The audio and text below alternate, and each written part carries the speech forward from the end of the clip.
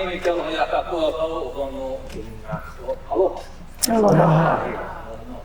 I'm a culture advisor here to the Maui Ocean Center. I'm going to do passed on from my grandfather before me. And we have the kuleana to malama. Malama all around here and malama. And you know, it's always an amazing opportunity to share space with these two and welcome them to. I grew up in this station, kind of like my because we're surrounded by Kahoʻolawe, ocean god, and we live in his domain here at the Ocean Center, and we do our best to represent him. It's always important that we start with protocol to acknowledge his function, his space, and then our kuleana, and where we lay in our previous things that help best care for him. So I offer this to you folks. Well, also we'll be talking about Kahoʻolawe. Don't let me forget that. E kanaloa nia kia kanaloa huna vela kanaloa kanaloa vela kane kanaloa kanaloa na hoi kamwana ni mwana iki mwana o i kai ani kai ai ki kamano kaniuhi ke kola hon o ke kai hoa he o ke kai ia palawa o ke kai ia punu ka ho kai lolo ai ola ke kino kale kale ona na belauna o balwa kana lo ai pakama mo balwa kana lo ola lani ke kai lani ko ho lani ko ho kana lo ai ko mo pa ko pa ka ka ia o ka pa ola i ke wa kana lo feeling the mic. Welcome. All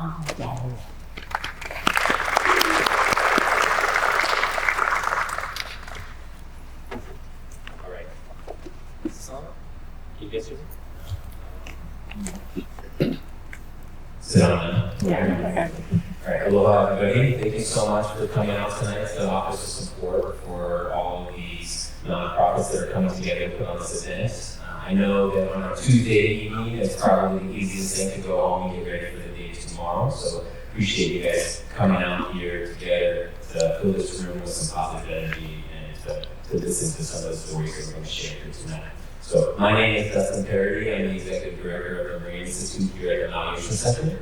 And I have been given the privilege of setting the stage for tonight and opening up some of these conversations here. So I figured I would take this opportunity to touch on just a couple topics. So I wanted to touch on where we are in this point in time and where we are physically here. So this point in time that we have right now, it's a tough time to be working in the nonprofit sector. It's always been tough, but times now are even harder. Right? The challenges that we've been gifted to navigate sometimes feel insurmountable, and sometimes it leaves you feeling hopeless and can make you feel like giving up and finding space in maybe a more lucrative sector. And I use the word gifted deliberately because challenge is something that is often a precursor to adaptation and resilience. Without facing challenge, it's easy to find becoming static, to not change, to not grow. And us as a society need to adapt and become resilient together. At insult to injury with these insurmountable challenges, funding is at an all-time high of obscurity for us nonprofits. It's always been hard as nonprofits to find a way to fund ourselves, so we have been left here to be creative and find a path forward. And these challenges that we're facing, we cannot remain silent, and us nonprofits will not remain silent on these challenges. So we will be creative to find a new path forward.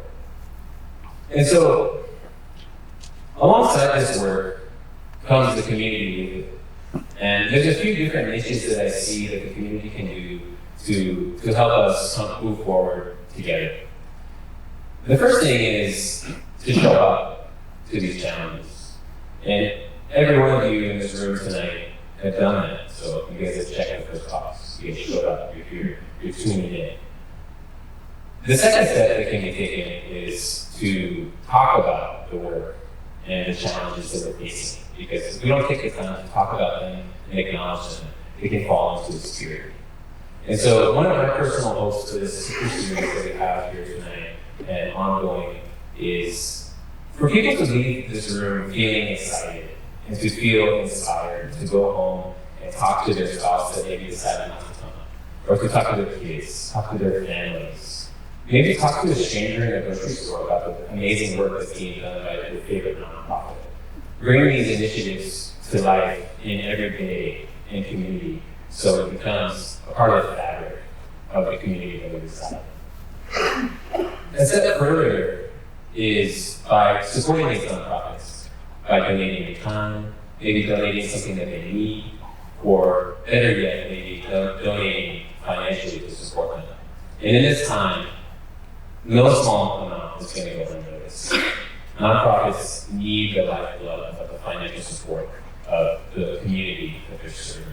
And so I bring this challenge to each and every one of you in this room. If you feel that you have the financial capacity and the interest to donate to your favorite nonprofit, now is a good time to consider doing it because every little bit can help. So now that I've talked a little bit about where we are in this point in time, I wanted to talk just a little bit about where we are physically. So, and I don't mean in this beautiful sphere that our Cultures Coastlines Ocean Center has gifted us with tonight to put on the street event. I'm talking about Maui itself.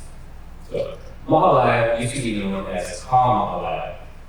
It was an ʻīina, an ancient fishing village that resided on the shores here in Maui Bay. It was a frequent stopping point for canoe voyages moving through the southern shores of the Windward Islands because of its safe landing, its long sandy stretches that offer safe landing for canoes. It was also a frequent stopping point for foot travelers coming from ʻāina to ʻāina, the four waters of Maui, Waikapu, Waikapu, Wahete, and Wahete.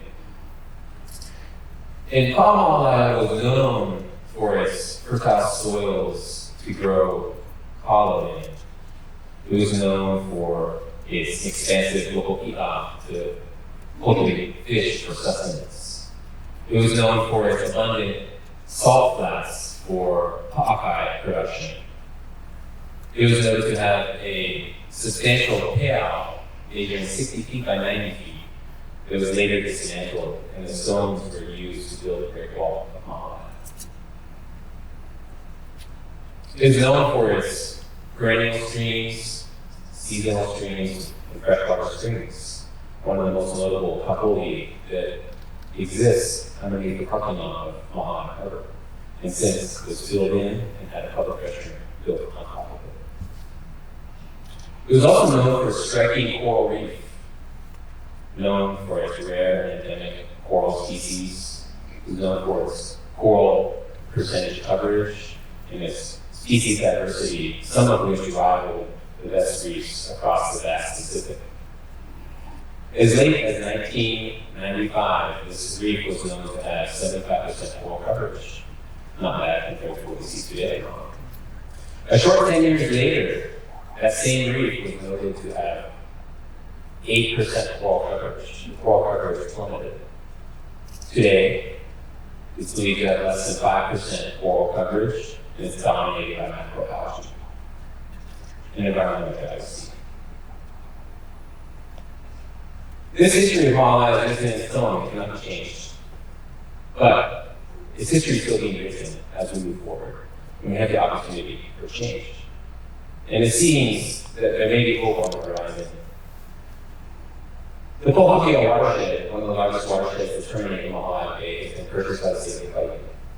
And they have plans to do terrestrial restoration to reduce the sediment coming into Maui Bay, which is one of the primary drivers of coral reef decline across the state of Hawaiʻi. The wastewater management system in Maui also has the potential to be changed in the near future, which is also one of the main drivers of coral reef decline across the state, the infusion of untreated wastewater effluent. So I bring all of this up because these problems are not unique in Maui. These problems exist across our state.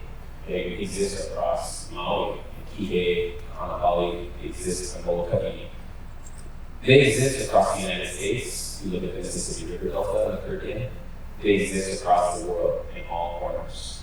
In every one of those corners, there's a lot of nonprofits that are trying to face these insurmountable battles on a shoestring budget. Yet, they push forward. They will not remain silent. They cannot remain silent facing these challenges. The gentleman who's going to speak tonight has dedicated his life to facing these challenges head on. Not for himself, for his community, for the betterment of our natural resources, and for the people of Hawaii. And so I want to leave you all with a challenge tonight to sit here in your chairs with open ears, an open mind, an open heart, and to think about how you can take what you learned tonight home to your families, your community, your friends, and strangers, and help motivate people to take action to demand change. It cannot be a request, it must be a demand, because change will not happen if we do not come forward with these demands. And so if we come together, we can really push this change forward. All of us in this room cannot remain silent, and I will not remain silent. So with that, I'm going to pass this on to Uncle Walter Ritte. Do we have mics? There's one right there. And Kahoʻolawe, who's going to be on moderator. Is this on? And thank you all so much for your valuable attention. That's good. Go ahead. So I'm a little technologically stupid. So my staff, our wonderful staff did this. I don't know how to make it play on a loop, so I'm just gonna apologize in advance for that. But okay. And these are just ambient photos, I just wanna be clear, but this is the work we do on Molokaʻi. So this is our apupua'a, this is our fish pond, Keawa Nui. Where are you running off to? No, you can't do that. No, we're not gonna look at the slideshow, it's just in the background. Get back up here. No, you can't, you have to get back up here. So this is why we don't do that many public engagements. So we probably picked the worst two people in ʻāina Momona to do this, because he and I both hate public things. But seriously, you have to get back up here. Okay, thank you. This is what it's gonna be like, so I really hope you weren't expecting something super formal. But as you know, Uncle turned 80 last month.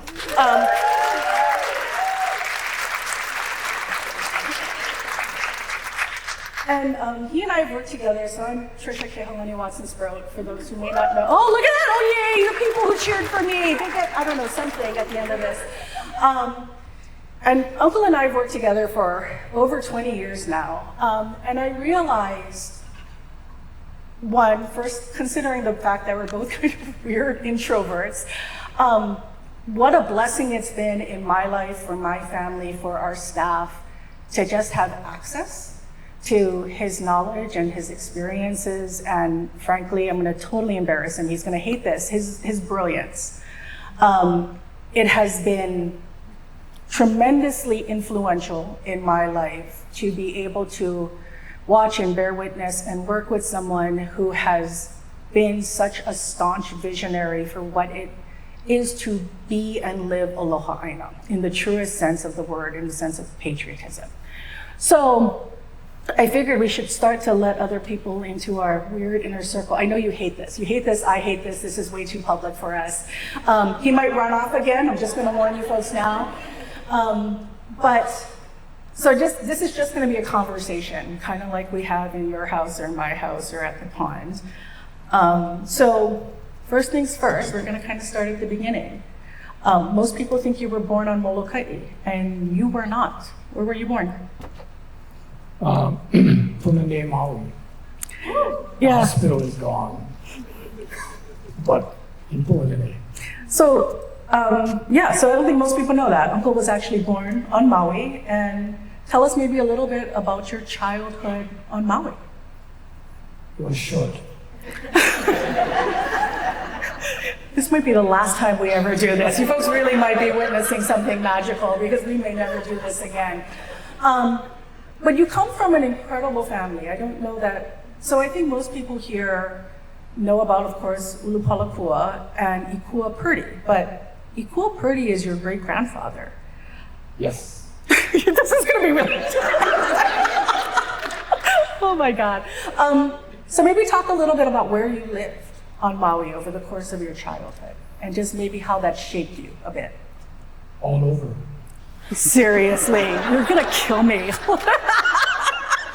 We moved. My father was an alcoholic, and we moved all over the place. He was a mortician, worked for bungalows and all those old timers. So you brought up the mortician thing. So I am going to let all of you in on a little secret. This is my favorite Walter Ritte Did You Know factoid. So tell us a little bit about your actual certified profession. So I graduated in June, and by the end of June, I was in San Francisco, walking the streets of San Francisco. And I could try to figure out why everybody knew that I wasn't from San Francisco. And it was because I was walking around like this. Never saw such big buildings before. So, my father said, you need to get something that's gonna be your base when you get older. So, he enrolled me at San Francisco College of Mortuary Science. So 8 hours a day, 5 days a week, I had to go to school and then worked at a mortuary at night parking cars. So came back to Hawaii 12 months later, took an exam, and in Hawaii it was a closed shop. Nobody could pass the exam to open up a mortuary, and they made it like that to protect all of the mortuaries in Hawaii. So you had to go to school to pass the exam. So I became the youngest mortician in the history of the state of Hawaii. Oh, it gets better.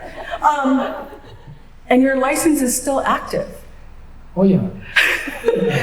So for over 60 years, you've been a licensed mortician in the state of Hawaii. Right. So 59 of those years, I gave it away. I gave it to my sister. So she's the one that can handle. I couldn't handle the grief. That was the worst part of being a mortician, was the grief. So right away I gave it away. And I went hunting. So you give up being a mortician because that really would have been unfortunate, I think, for all of us in all of Hawaii had you decided to go be a mortician instead. But you are a hunter, and then things start to happen on Molokai. There are some access issues. So hui alaloa in your 20s starts to emerge. So maybe you tell a little bit about the origins of hui alaloa. Yeah, that was a matter of survival. So I got into political hot water. Elmer Cavallo. Anybody in here remember Elmer Cavallo? There you go. So he came to Molokai trying to get votes, and I was in the pool hall. And he came into the pool hall to shake everybody's hand. I refused to shake his hand. He was shorter than I was. And he went outside and asked the power structure on Molokai, who is that kid in there? So I got blackballed right from day one because of that one incident. And I couldn't get a job on Molokai. I applied for the fireman job. So there was 2 openings, 3 of us went in. The other 2 guys got in. I couldn't get in. The other guy became the captain later on, the fire department. And then a month later, there was another opening. And I was the only guy on the list. And they brought a guy from Maui to fill that position. So right away, I knew what politics is all about the hard way. So in order to feed my family, I had to become a hunter. And that was my passion. And I got into a lot of trouble being a hunter on Molokai. So Molokai is a closed shop. There's fences all over, one big ranch, all the gates and everything. One day we were talking with the elders, the kupuna, and they were telling us stories about how they used to go to the beach. And they would go, a kupuna would go with the moon. So it has a moon on, and they would come up to the shoreline, and the kids would go in the water and pipe up the water, splash all the water, chase all the fish into the moon. And that's how they would, they didn't have to bring coolers and all that kind of stuff. So that told us they were plentiful. The problem we had, our generation had, there was no access to these beaches anymore. There were all these fences and gates. So that story was a big story for us to realize that what was happening to us was not the status quo. Times have changed. So we wanted to know how it was before. That started us trying to figure out what was our past. So we began organizing to figure out how we're going to get rid of these gates. And we ran into a lot of young lawyers, public defenders on Maui, and they taught us about Hawaiian land rights and stuff like that. That opened up our eyes about how it should be and not how it was. So that got us into how to organize, and we organized the first protest that Hawaiians, in 1975, Hawaiians never did protest. We just went down when the Alert League came in and it's flood the silver dollars and the quarters, we would dive in the water, come up, and thank you for the quarter. So that was our future. So for us on Molokai, we had a whole different plan. And it was the first time ever that we actually organized our community, and hundreds of Hawaiians came down to the beach and started walking along the beach on old trails that gave us access. And the access we're talking about is called Mamaloho Kanabai. It's the first great law by Kamehameha I, that if you broke that law, the first law punishable by death. So you had the safety of using all of these trails in order to feed your family, and nobody could hana inu you or trouble you. So that's the law that made us as young Hawaiians really strong and say, yes, we have rights to go and feed our families, whether it's to the ocean or whether it's to the mountains. So then of course Kahoʻolawe came along, and I got deeper into problems. So 75, right? There's a man with a plan whose grandson is in this room who gives you a call. Right. And he did the opening blessings for us today. So that's really important, because it wasn't for his grandfather calling us. He called not only us from Molokai, he called all of the Hawaiians that were having problems on all of the different islands to come. And we came. And the first time I talked to him, he said, we're gonna go Kahoʻolawe. I said, oh, that's not, but we're busy. We're fighting over here. And I didn't want to come. And he said, no, you have to come because we need a hunter. And so he knew my weakness. He said, there are a lot of goats over there, we need one hunter. So I said, okay, I'm coming. So I didn't know the politics. I had no idea what the politics were. And there were politics about federal problems that the Hawaiians had with the federal government. So long story short, the island got returned, and it took a lot of hard work and a lot of miracles. And it was a perfect timing because the Hawaiian community was getting to realize that they were Hawaiians, that they were not non-Hawaiians that were being taught when we went to school. So that turned into what is called a renaissance in the Hawaiian community, where the hula became not only popular but revered. And the music, all the music that we listened to, all stuff that we couldn't understand.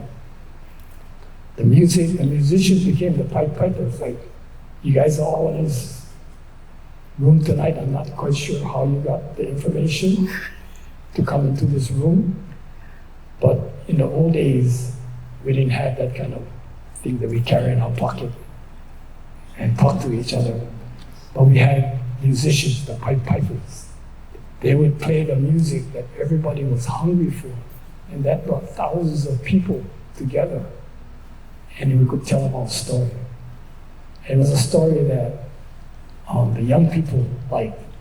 The elders were like, "Oh, you guys, pilau." You know, you're not, and in their eyes, like I'm well dressed tonight compared to how we used to dress. We had TV banners and TV's wristbands just for protection. We had slippers, I still got slippers, but we had slippers, a shirt. So in those days they were called hippies. So the kupuna called us hippies. So we had problems with the kupuna, but the young people, they started going, yeah. So it was just by, I'm not quite sure what happened, but Kahoʻolawe became like a beacon. And Richard Sawyer and I decided we were going to go and occupy the island. So for 38 days, imagine turning on your television and going to Hawaii News Now, and the first thing that comes out on the news is, did they get caught? And then you have to tell them who they were, why they were there. So for 38 days on the news, night after night, the story about these crazy people who were on Kahoʻolawe then there were like brigades of military guys looking for us, and everybody wanted to know when they were going to catch us. So the story of Kahoʻolawe became ingrained in everybody. So we had the Pied Pipers calling all Hawaiians together. We had the news media stuck on the story that made them have everybody go watch TV because they wanted to find out.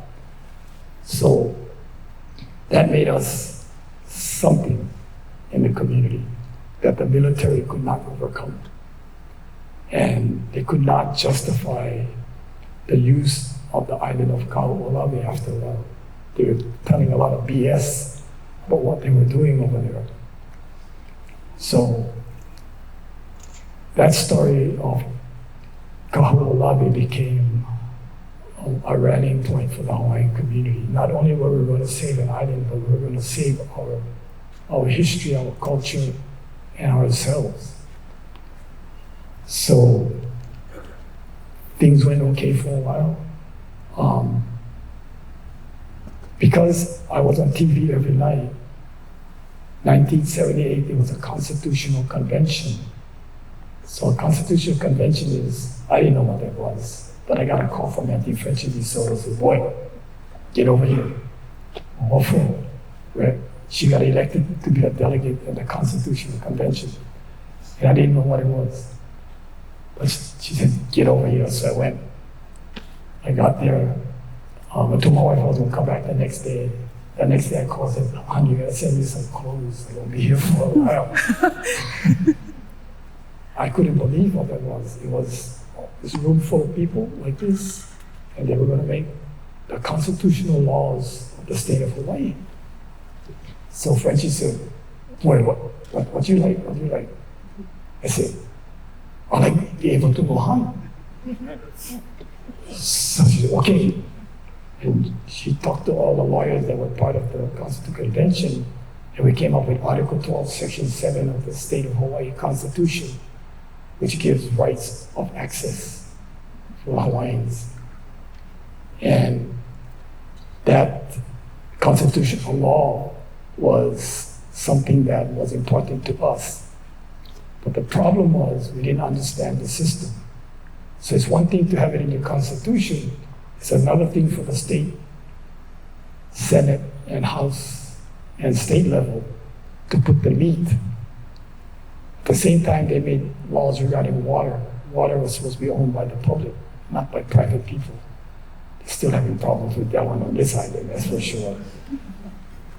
But they also, the state created a vehicle that was going to make sure that that happened. But when it came for Article 12, Section 7, It was just left there in the Constitution. So I'm trying to get the next generation to get it into the legislative process to give it more life about our ability to survive, like our ancestors did. Oh, I think I'm talking too much. No, I'm so proud of you. I'm sitting here, I'm getting teary-eyed. See, you just gotta warm them up a bit. Then the stories are amazing. So maybe just because I have it in my lap, when you were on Kahoʻolawe, you had a diary. Like you guys documented. I'm gonna hand it to you. You can talk about it a little bit. So maybe, okay, let's start with first landing. So let's go back. Uncle Charlie Maxwell calls you.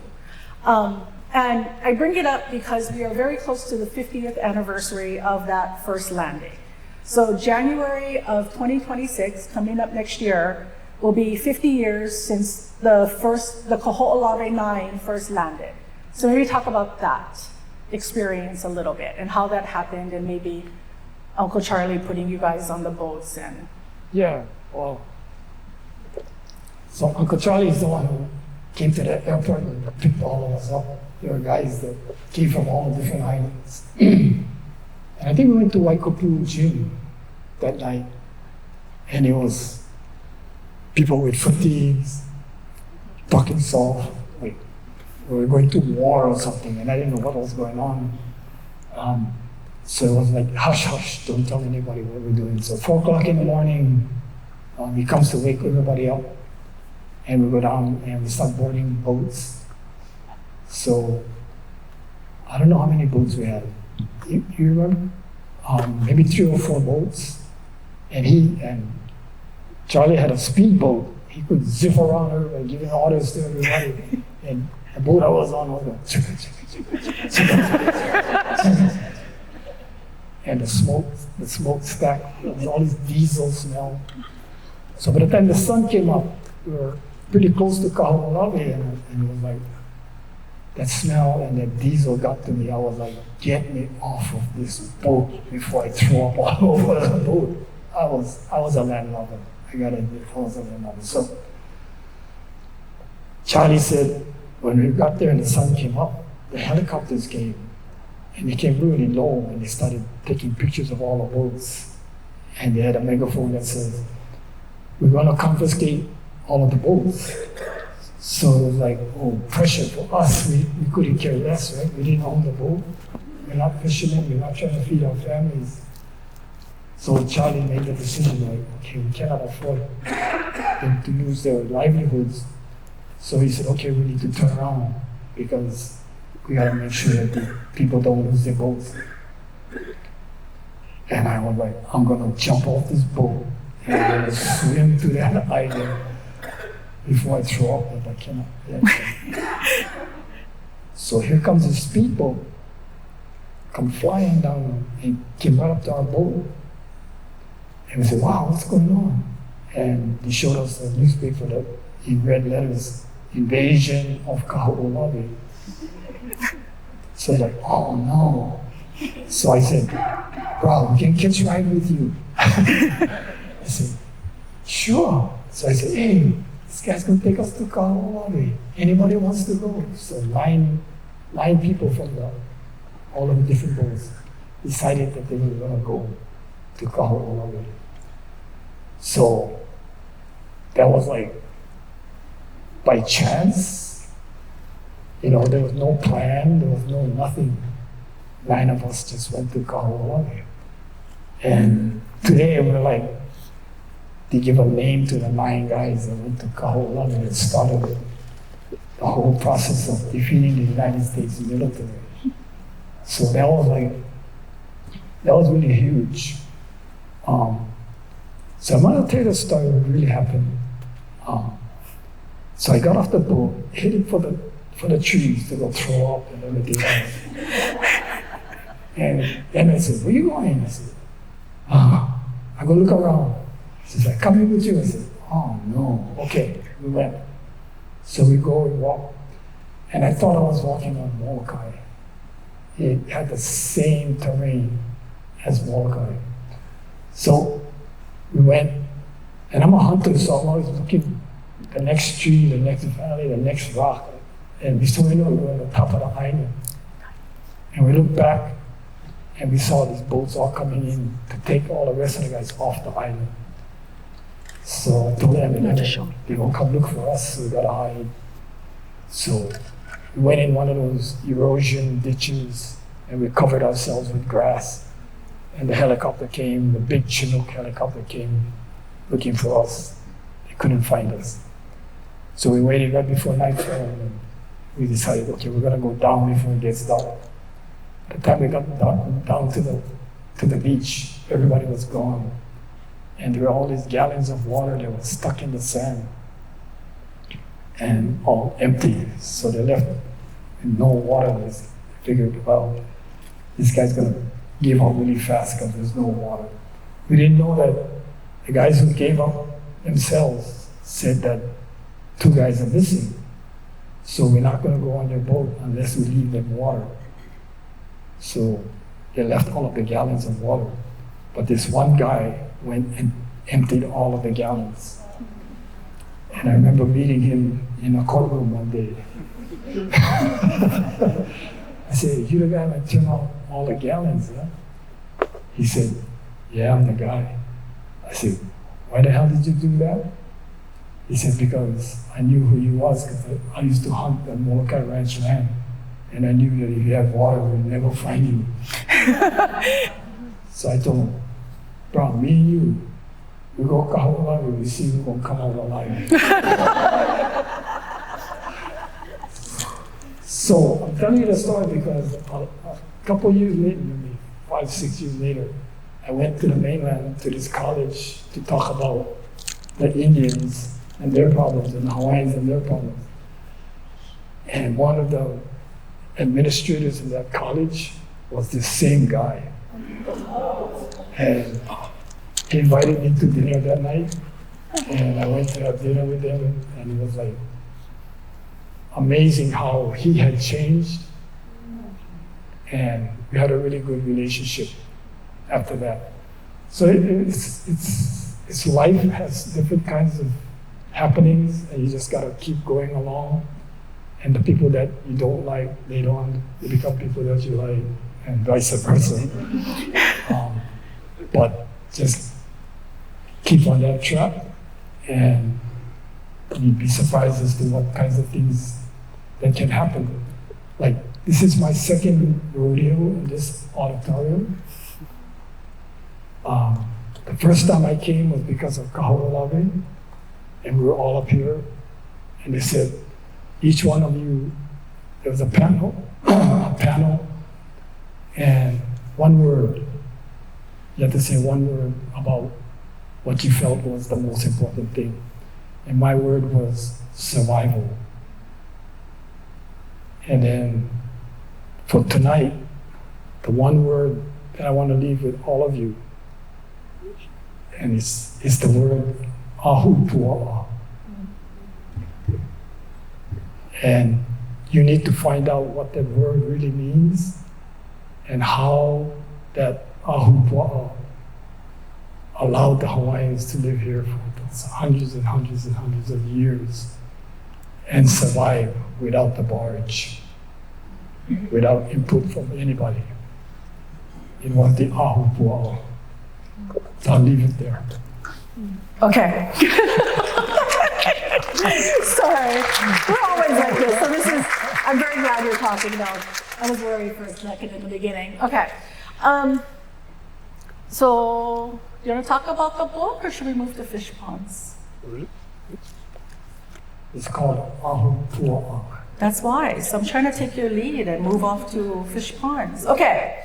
So, you're not allowed to turn around or move seats, but so maybe talk about the origins. So I think people know ʻāina momona today because you have a big Instagram following and all these things, but like you said, ʻāina momona is really started with hui o kuapa in the 90s. So you are on Molokai, this is maybe 30 years ago at this point, and so maybe talk about Kiawanui and what the plans for it originally were, like our beautiful fish pond and our ahupua'a now, there were very different plans for it. So maybe talk a little bit about that and then the formation of Huiokuapa.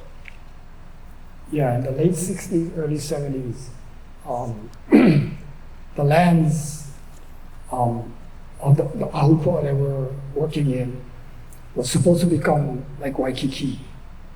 There were these beautiful drawings of marinas and boats and hotels, typical development, and that was going to be our future.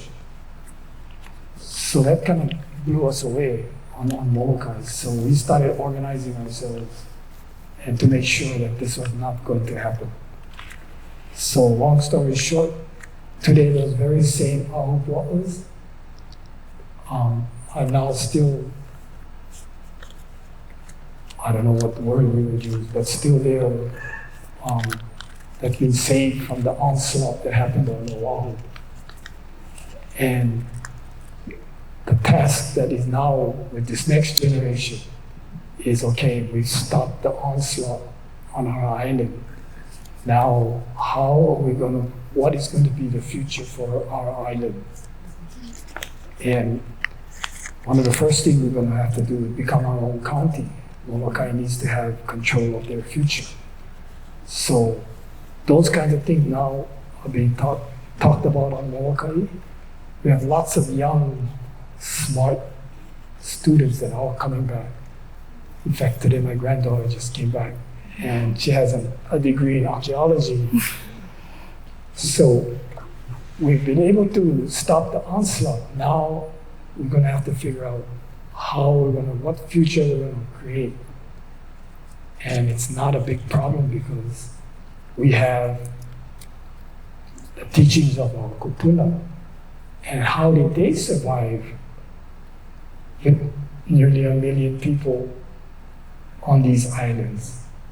And how did they feed all of their families without the jet planes and the barges? So it's not like we're out there floating around not knowing what's going to happen to us. You know, it's our ability to go ahead and figure out how our ancestors survived. And that's why I keep saying the ahupua'a. And that's going to be something that we're going to have to really think hard about. What were some of those elements that's going to allow us today to survive? And it's going to be difficult for Oahu.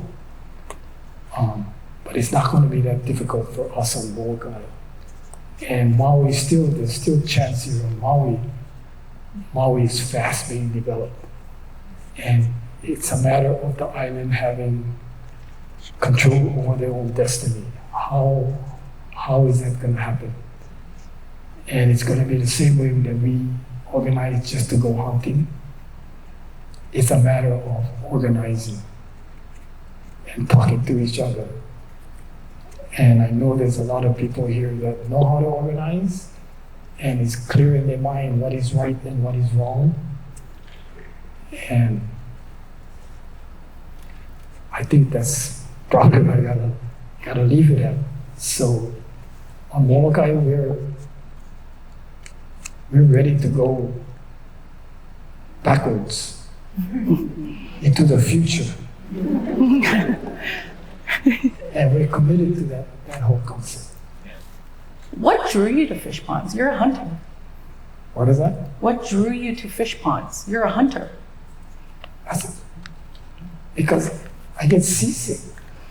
That doesn't answer the question. Yeah, I went to Kahoʻolawe and got seasick. You don't get seasick in a fish pond. Okay.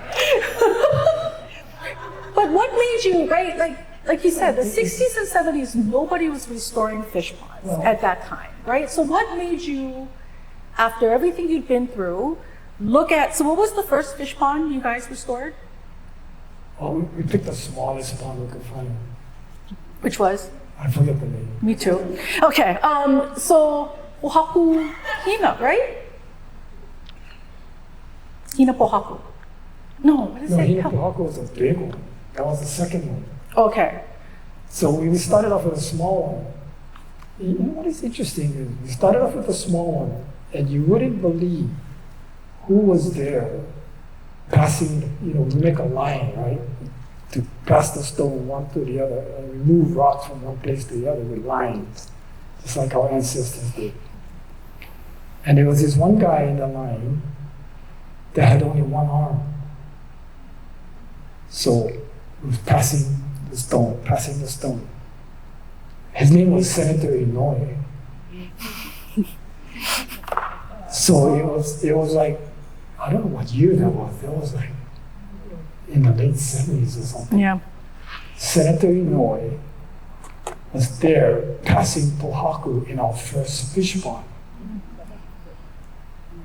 How does it happen? How come he got involved? Well, we learned about politics. So they were saying, you cannot do that. You cannot touch the fish ponds.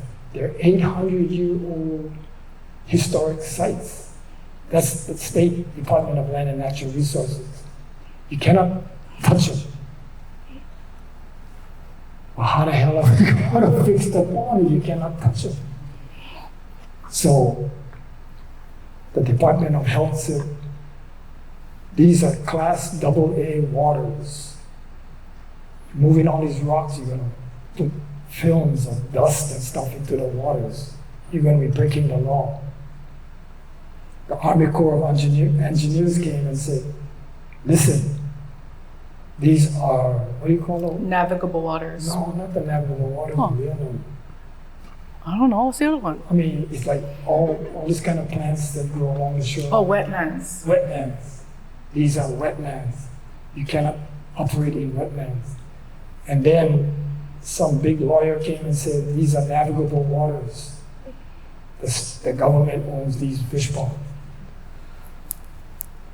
And all we wanted to do was just go ahead and do the same thing as our ancestors.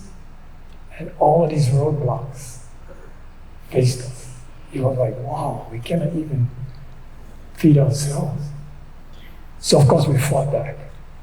We went to see Senator Inoue, we went to see Governor John Wahe'e, and we got positive response. Senator Inoue made a bill that says he wanted information. He wanted to know what is the quality of the water before you start building a fish pond. What is the quality of the water while you're building a fish pond? What is the quality of the water after you build a fish pond? Nobody had an answer. So give us some money, we'll get the answer for you. So we got a grant to answer the senator's questions. So politics is a strange animal, you should know, if you watch television right now, you know what I'm talking about. It's even stranger now. It's almost crazy. So that's how we started getting funding and interest in the fish pond. And of course the state came and we made plans about nobody can use fish ponds for marinas anymore. You cannot fill it up and make a park out of it or put houses on it. That was part of the LNR's grand scheme, was to turn these fish ponds, which are considered land, because they had tax key numbers. They were going to turn all of these fish ponds by filling them all up and making other kinds of uses. That, when we started, that was the goal. So we didn't give up, we just kept plugging away. And today there's a whole statewide organization that's doing fish ponds. And people realizing how important these fish ponds are. So the other word I want to leave with all of you is called the mulivai. The muli, M-U-L-I-W-A-I, mulivai. The government calls it the wetlands. Oh. The wetlands is where the fresh water and the salt water come together. The Hawaiians call it the mulivai. The mulivai was the place of magic. That's where all these limu would grow and all of these plants that couldn't grow anyplace else would grow. This was a food-producing area. And we were all restricted from using these areas. We couldn't make salt in these areas. We couldn't do all those kinds of things to feed our families. So I go back to the word again, ahupua'a. In order for us to survive, we cannot be living sideways where you have wetlands and you have forests all restricted. We put fences around the forest to protect them from the animals. You cannot get in and out. In order for us to survive, we have to go up and down from the top of the mountain, all the way to the Mulivai, out into the sea, and most importantly, out to the reef. And that's one of the reasons why I'm here tonight, is because I'm trying to figure out, number one, how do we save our reefs? Number two, how do we grow our reefs in order for us to survive? So that's why I keep saying the most important word for me tonight is the ahupua'a, in order for us to survive. So I think, so you mentioned the statewide fish pond organization. So just so everybody knows. So Uncle creates Huiokuapa, I want to say in the 1980s or 90s, something like that. Next comes Paipai Ohe'ia. Then comes Waipa. So by this time, there's a very small group but growing group of fish pond practitioners on different islands. So Huiokuapa's on Molokai, Paipai is on Oahu, and then Waipa's on Hawaii. And then so the Hui Malama Local Ia is first you folks. The first conference is you, Keli'i Kotobete, Peleke Flores was at Paipai at the time. And as Uncle mentioned, was it Huiokuapa, or there was money from the EPA to do this study. So it's a really great study. I think Joe did it, right? Farber did it. Won awards, right? Am I making that up? Right. Won awards. So there was really, really important work happening where, fish ponds, like Uncle said, I think it was a real challenge to not have them treated as historic sites. Tanya knows exactly what I'm talking about, where sort of historic sites are seen like, look, don't touch. But these were living parts of our culture. These were living cultural resources. And then, as Uncle said, the other challenge was they were being treated as wetlands. And once again, it was look, don't touch.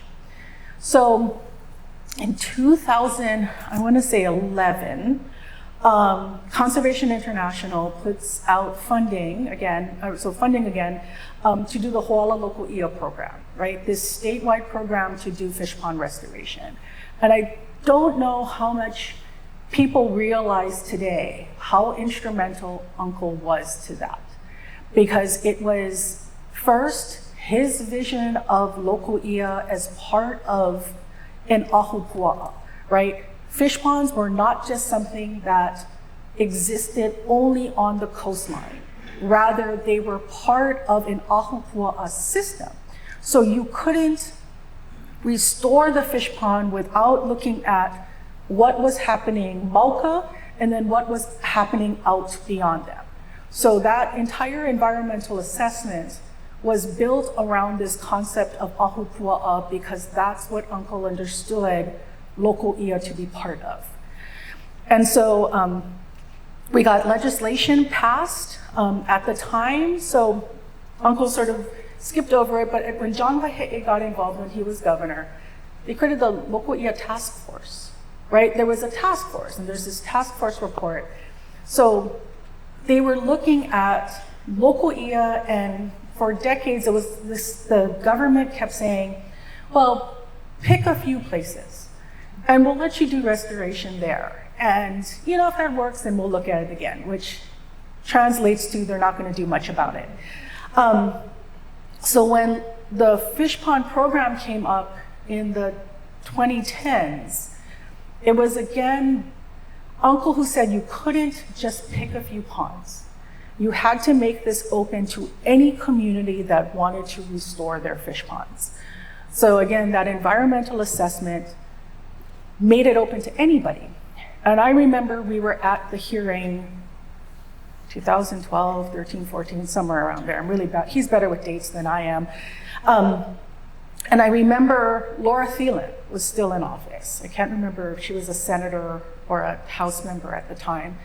And I remember she asked us, well, how many ponds do you think are going to go through this program in the first 5 years?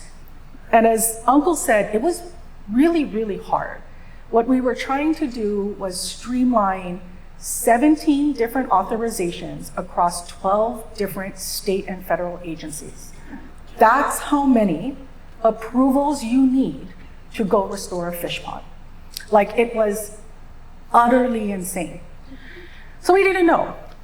I think we said 5. Like, conservative, maybe 5. We'll use this. I think within the first 5 years, we had over 20. So really, and I think part of wanting to do this kind of stuff is to talk about the fact that it really was Uncle and the kupuna he learned from and the things he were doing that have had tremendous influence across us today. And so there's our pretty fish pond. There you can see it right there, but you can see that turbidity. So that's actually kind of a perfect slide. This is what we were facing. Every winter, we would have storm events and we would have runoff. And exactly that too, so that's what the flooding looked like. Every single winter, we would spend all year our beautiful fish pond and we would get flooded out.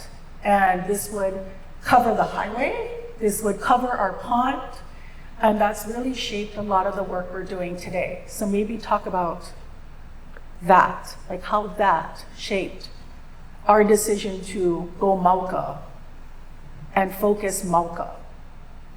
That's another, so yeah, look, our swale. There's a perfect example. I didn't time that. That really worked out. But these are the swales we've created. So maybe talk about them. Yeah, we learned that from a group called permaculture. They do permaculture in the United States and all over the world. And their job is to try and figure out how to protect the land and how to produce food off the land. So because of all the mud that was coming down into a pond and also going out into our reefs, so Molokai has the longest continuous reef system in the United States. It's like 30 miles of reef. That's one large animal. And it's been inundated with erosion. And that's because we have a lot of cowboys on Molokai that didn't know how to take care of raising cows on a 30-degree angle. You know, it's like stupid. But that's what happened to Molokai. And then, of course, fires came like they did in Lahaina and burned all of the ground cover. So we had a study done by the USGS and said that the main problem on this valuable reef system was erosion. And like you said, I keep carrying out that big freaking study all over the place, but nobody's listening. They're listening. One day we're gonna figure out how to stop all of that soil coming down in your ahu. That's killing the reefs. So talk about the work we're doing now, and then what you see the future. We're just doing what we have to do. And one thing you have to do is ignore DLNR.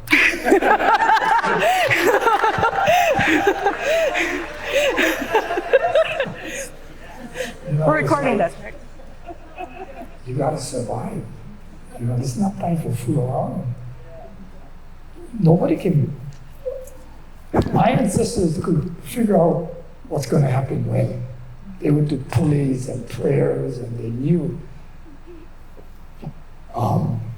the system, the environment was governed by laws. There's laws in an environment. certain seasons, certain things happen. Now it's all hell is breaking loose. There is no seasons in Hawaii. So you gotta do what you gotta do. We gotta survive. So the guys that we thought was gonna come against us, we took them up on the mountain, the federal government. And they said, wow, if these things work, we're solving a big problem. Can we be your partner? What? So everybody thought we had good scolding, but we found partners. They wanted our notes, and they wanted to know what the results were going to be. So we got the guys who know how to gather information, how to write things down, and now the government is interested in what we're doing. So sometimes you gotta just, if you really believe in what you're doing, it's a matter of survival for you. You just gotta do it. And then you find out what is right and you find out what is wrong. Took us 6 months in jail to find out what is right. Gives you a lot of time to think. But coming out, we just said the same things as we said before we went in. So after we came out, Senator Inouye gave us little letters to the government saying, we had a pardon. I said, well, thanks for the pardon. Now that we served our time. Some things you just I don't understand in politics. That's how it goes. So, this is a really great, so maybe I'll talk through the slides for a second. So we worked with permaculture experts and have dug these swales, mauka of our lands, mauka of our fish pond, because as you saw, we were just having tremendous levels of turbidity come down and destroy our farm. So I think you've seen a couple pictures of our farm. We cleared out all the invasives. We planted and are now harvesting, how many ulu trees we have? The ulu. Oh, it's just only about 4 acres. So, as Uncle said, we're not the best about asking for permission. We tend to beg forgiveness more often than not. So Uncle went and cleared the kiawe and planted, because we don't farm commercially at ʻāina Momona, we farm to feed our community. So one of the things that now that we're harvesting from our farm, every other Wednesday at the Molokaʻi Library, we do barter system. So we bring our food and we ask members of the community to come and bring food as well, and it's just an exchange. So, remember I talked about politics. Believe it or not, I was the Department of Business and Economic Development and Tourism. I was the head of that on Molokai for 3 years. Before they kicked me out. So what we developed a subsistence plan. And that's how we trade with each other and how the Hawaiians survive. And we had a document this thick called the Molokai Subsistence Plan. And it was well done. It became part of the Department of Business and Economic Development. They put it on the shelf and they went go hide it, but we didn't like it because they couldn't tax us. It's untaxable because we just share with each other. But it's there on the shelf. What is really interesting is this next generation. One of the young people that was working with us went to college, and she took that document, and she is determined to improve that document so that it fits the ongoing. You're talking about Momi? Moment. Okay, good. Yeah. So, we have all these crazy ideas when we wanted 2 economies. You cannot survive with just one economy. So we decided it was going to have 2. And then now the next generation is going to make sure that it fits into the next generation's ideas of what the economy is going to be on the island. So I really like that one a lot. I think there's a lot of hope in that one because, we're already doing it at the library where everybody brings food down to the library and you bring one squash and you take home one pineapple or whatever. Whoever. It started to catch on. I remember one day looking out my window and I saw my son. He's about 6'4", and he goes out with a small little package. And this guy drives up, and he's got a big bag, and he left us limu. And Kalani will give him the small bag. I will let you guess what the hell was in that bag. But the young guy's already trading, So stupid. Oh my God. So We're definitely not doing this again. Okay. we wanted to tell him about the trade. It's trade. God. Oh yeah, that's your wife calling, saying, she's watching somewhere. She's mad. But turn off your phone. So, as you can see here, this is answer your phone.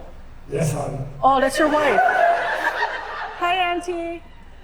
Hi, I'll be home soon. When is soon? 7:50 is my flight. Yeah. He'll be home by 8:30, Auntie. 7:50. No, 50, Auntie. 50. Give me the phone. Oh my God. No, give me not the mic. Hi, he'll be home by 8:30, Auntie. We're in the middle of the panel, so we're talking to you in front of like 100 people. Yeah, no, he just answered because he's here. But yeah, he'll be home by 8:30, Auntie. Love you. Okay, bye. Oh my God, you stop it. So The real boss. yeah, she is the real boss. Let's let there be no mistake. She is absolutely the real boss. But you can see, this is the damage. As you saw a couple slides ago, we literally started with sticks and rocks because we had no money and we were hiking up the mountain to take things. So, we do the work and because it's Uncle's vision, and it's work we love and it's work we believe in, but we do it no matter what. Like even if, so I'll tell you a little story, this might embarrass him a little bit. Uncle was not, like when we started ʻāina Momona started on a piece of college ruled folder paper in my living room. It was 2016. He was very exhausted. The real boss, so that's actually perfect timing, was not happy that he was not home on Molokai very often. And we had some people who encouraged us to create an organization that was really his vision. So we sat down in my living room and I said, Uncle, what do you want to do? And he says, I want to go home to Molokai and I want to focus on Molokai and I want to work with the youth and I want to create jobs and I want to restore. So I said, okay. So I said, what do you want to call it? He goes, ʻāina Momona. So we create ʻāina Momona. So what do you want us to do? What are the areas? So he had 4 areas. I, food, Vai, water, ʻāina, land, and ea, sovereignty. So those are our 4 program areas. They are program areas until today. But we literally started with sticks and stones. And I could have never imagined when we were sitting in my living room in 2016 that less than 10 years later, we would be the organization we are today. I'm gonna get a little teary-eyed because this is actually my most proud achievement, and of everything ʻāina Momona has done.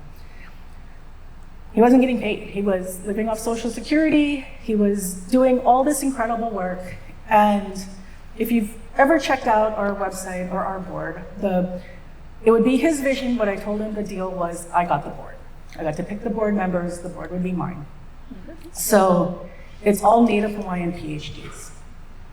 And I did that because I wanted to be very clear that as Hawaiians, we could lead. And we didn't necessarily need other people to help govern our organization, that we had incredibly brilliant, talented, amazing Hawaiians in our community. We're very strongly independence people.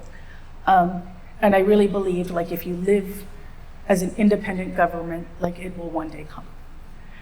And I remember we had literally no money. Like, we started ʻāina Momona with no money. We started it with that piece of folded paper. And when we started to get a little bit of money, at our first, like maybe our first or second board meeting, one of the very first ones we had, at Best Press, I don't know why we picked like hanging out in the back room there, I wanted him to get paid. He didn't have a paycheck, he wasn't getting paid. None of us got paid the first couple of years. And he was like, no, I don't need money, we don't do this for money, we don't do this because of money. And it was the board who absolutely insisted. And it was when the $15 minimum wage just happened. So like we tried to get him, he goes, I'll take $15. So he said, $15 an hour. Like, this is not about making money, this is not about any of that. But we finally got him to take a paycheck. We had to get direct deposit for him because he would get this paycheck every 2 weeks and call us and be like, what is this? We're like, it's your paycheck. So we finally put direct deposit for you. But a couple years ago, his son took over. So Ua is now our executive director. Uncle is Kupuna Nui, is his title. But his daughter just graduated this week from 11. And to me, totally gonna cry.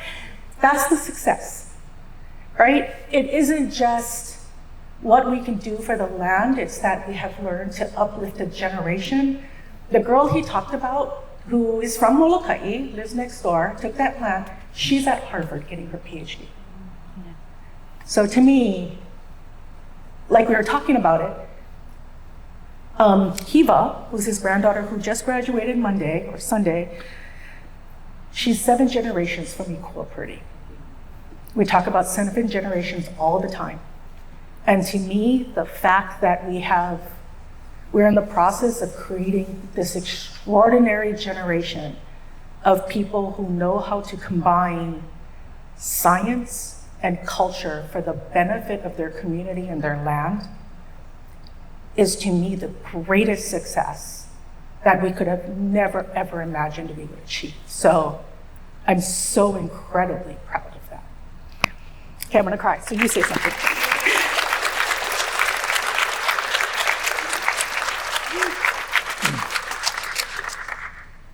Now I gotta pay taxes.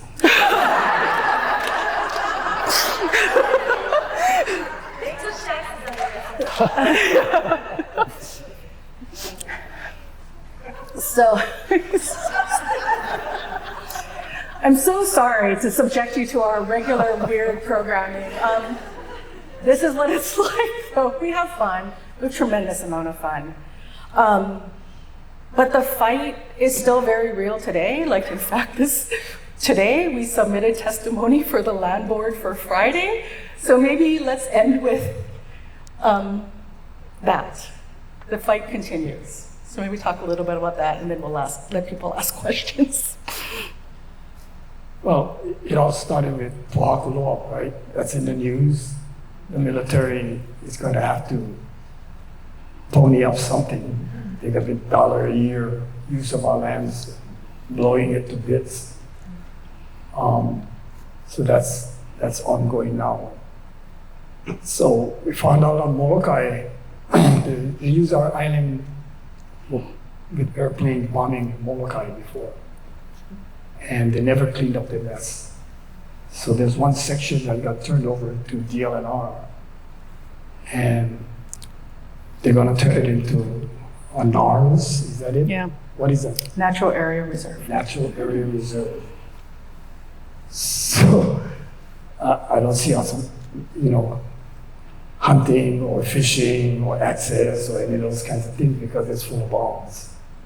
And the state actually took over those lands and did it before they even got rid of all of those bombs. So the public on Molokai, we know how to use the land to go get deer. We know how to go use it for access to the cliffs, down the cliffs to get opihi and to launch your boats and all that kind of stuff. So we asked all the ladies in our group to get together and write one state letter to the other Yeah. I meant the wetland thing, but we can talk about that too. So, okay, last thing, the wetland. So the hearing is on Friday. Yes. She asked me if I wanted to attend. No, I don't want to piss off to go and get it. It was well written in a language that they understand. And they're going to be stuck. Yeah. Because they're stuck.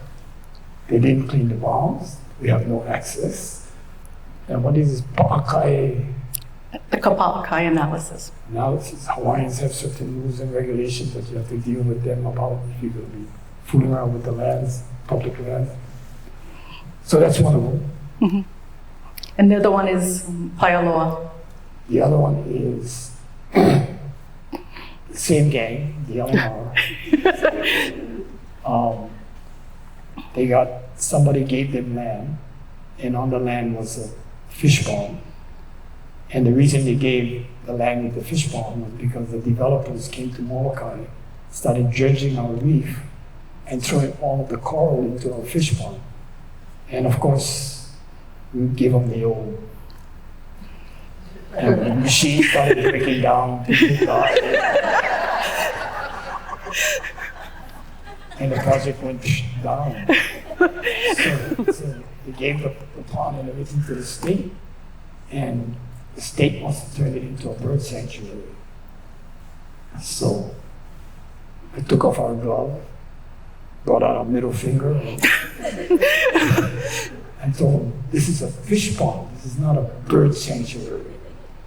And that was my words. Of course, the words that they wrote was way different. 4 pages of words. So they're gonna have to deal with that one also. So we're still kind of a little bit active, keeping us and our gang, like keeping the government to stay the way they're supposed to stay, so that the see but don't touch has got to go. Hawaiians knew that in order to survive on islands in the middle of the Pacific, you have to touch all aspects of your land, from the mountain to the sea and out to the coral, in order to survive. So we determined to get this government to realize that. And no matter how much words we gotta use, you wanna bomb the vast continent, not the little specks of land in the middle of the Pacific. So that's probably the main reason why we still keep active. Ahupua'a, right? That's the final word. Yeah, I want everybody to do your homework and go figure out and look in the thing that you carry along with you about the ahupua'a. And that's going to be something that's going to be really critical for our survival in Hawaii. So I'm super sorry you put 2 Portuguese up here. As you heard from the boss, I have to get him home, but I think we have time for maybe 1 or 2 quick questions. I hope you folks enjoyed this. This really was like,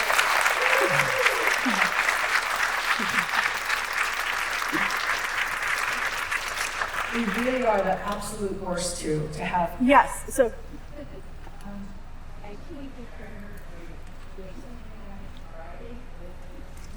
Yes, so there's a DLNR hearing on Friday, there's a board hearing on Friday, and it's to put Ilio Point on Molokai in a NAR. But the issue is, as Uncle said, there's UXOs everywhere. So I think the concern Uncle had, that he had us write in about, is Like, why are you taking land that hasn't been cleaned up? And just the concern about that. Oh, if you go to our Instagram page, it is absolutely up there right now. It was today's post. So our Instagram is very powerful. I really don't have much to do with it. It's our staff. We have really, really great young staff who know how to do technology, things that I clearly don't, but the information is absolutely on our Instagram page. Anyone else? I do have to get him home to Auntie because I'm terrified of her. She's really the big boss. So,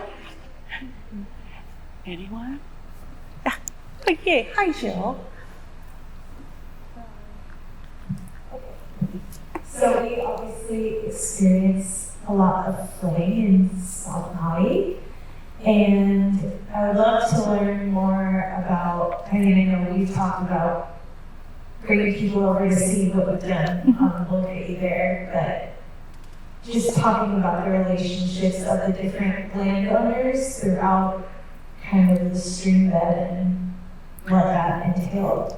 So first, it's an open invitation to anybody. You can always reach us through our website. I really am incredibly proud of the work we've done because it started literally with sticks and stones in like the gullies, and we have scaled it over a number of years. And as Uncle said, we were pretty sure we were getting in a lot of trouble. And then NRCS came out and helped us with a soil conservation plan, and we're like supportive and excited. So we were really excited about that. We're working with Fish and Wildlife now, so that's been tremendous. But I will say, and I'm happy to have a conversation anytime about this, working, like we don't own the land we're on, so we're on a lease. That experience, like learning to work with large landowners, oh my God, like it is really, really, really challenging. And that it literally has taken us years. And it's been like, it started with, like we couldn't even access the Malka land. So like as Uncle said, there was a rancher who still had a lease, even though he only had one cow on it, and it was just absolutely decimated Malka lands. And we were constantly, like our staff, we would have to send them multiple times a year when all this mud would come down the mountain, cover the highway. I will absolutely, since we've been ripping on DLNR, HDOT, Department of Transportation, has been tremendously helpful. They're working very closely with us right now. So Laura Ka'akua, who used to be with Hawaiian Islands Land Trust, is now at HDOT. So I think, you know, again, relationships with agencies matter. And so it took us literally years. Like first, we just wanted a right of entry to do anything up there, like hand tools, like let us access it. And then like after a number of years, we've just sort of built that more and more and more. So it really is very, very challenging to work with landowners. But I think what we have shown and what I would like, love for the work we've done and the lessons learned we have had along the way is if it gives landowners confidence to let community restore land, I think we're always very, very happy to be an advocate for that, because clearly we're not the most like well-behaved human beings on the planet. So if we can do it and get to a point where we have good relationships with large landowners, then definitely it can be done. And I truly, firmly believe in community restoration of aloha. So however we can help. You know, we've been talking stink about the aloha, and of course, a lot of it they deserve. But their kuleana is supposed to be our kuleana. You know, and their budget is like manini. So they act like, the problem is that they had the guns. So when I was up at Mauna Kea, they came with all their guns. And we saw them as being adversaries. But in fact, they have the lands that belong to our Hawaiian government. And those lands, according to the Constitution, 20% of all of the monies from those lands supposed to go to Hawaiians. And of course, they only give them like 5% or 3%. So we had a disconnect in the Hawaiian community between DLNR and us. But now it's come time for us to start dealing with the United States military. And it falls right in the hands of DLNR. And what I saw happen the other day, where the head of DLNR actually took a position against the military, that gave me hope that maybe this Hawaiian lady, who is head of DLNR, might be the one that we try to figure out how we can they can represent us instead of representing who the hell, I have no idea who they represent. But as Hawaiians and as the public, DLNRs will be working for our benefit to take care of those lands that come under their jurisdiction. So even though we write 2 stick letters this week, they deserve it, right? I mean, sometimes I get pissed off at my own kids, but it's still my kids. So in the long run, if we can I'm talking about a Hawaiian point of view. As a Hawaiian, I would love to see our resources in these islands be connected to us, the people who are connected to those resources. And I would love to see some of the agencies that represent Hawaiians, like the Office of Hawaiian Affairs, Kamehameha Schools, Queen Leokalani Children's Center. I'd love to see them get together instead of surviving on their own. So if we can just bring all of the resources that belong to us, because we have kuleana to take care of this place, that may be one of our goals and objectives. Mahalo. So, I'm going to leave you with my word, and it's his other very, very, like a word I learned from him, and he segued perfectly into it, is unity. I think the issues that are facing us as a state are not things we can address in a silo. It can't be us versus them anymore. So for me, Uncle talks a lot, maybe not tonight, so we talked about ahupua tonight, but unity. And so to me, I think we're here because Dustin was amazing to host Uncle a few weeks back, to show him the work they're doing on reefs, because Tova, who introduced us to Jill, was somebody we talked to about, he really does carry this study around all the time. And I think for us, it's about reaching out and wanting to have partners and wanting to have people that are doing really good and important work. And how can we all work together to address these issues that are not only huge, but growing? Because I don't want to leave a world falling apart to my kids or my grandkids. So I thank you all very, very much for entertaining us and being here with us.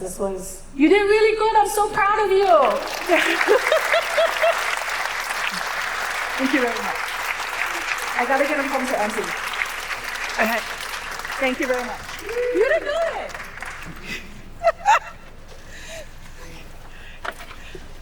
I'm gonna tell Auntie you gave me a hard time though and gave me one-word answers. Uncle, take water.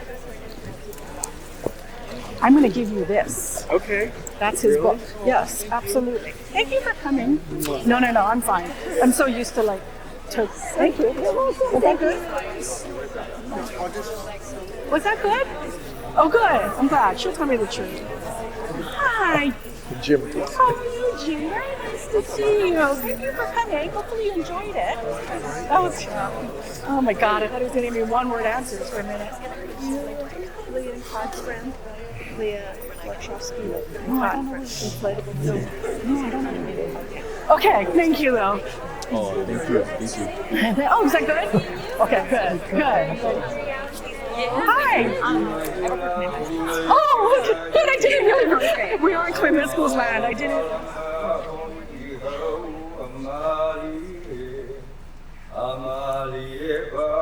Kainuaila, Einumaila, Nala o na hue ke kai o na we kala o puna kaine no kalua I hilo e